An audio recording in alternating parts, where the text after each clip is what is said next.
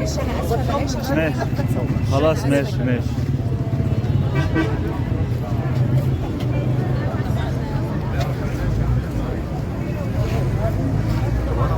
انا خدني في القراءه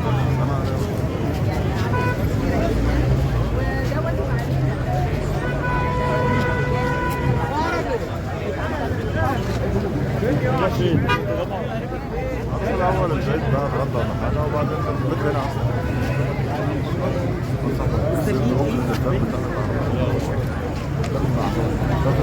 صلاح اخيرا خدت موقف يعني كده ايجابي ضروري جدا ان احنا كلنا نعمله. في النهايه احنا كلنا في مركب واحد، وايا كان مين اللي هيكسب مين اللي هيبقى في الاخر في المجلس ده هيبقى شيء كويس لينا كلنا، واتمنى ده يرضي الجميع. مفيش حد كده مش عايز تقول انتخبت مين طبعا. مش لازم يعني. يلا يا عم.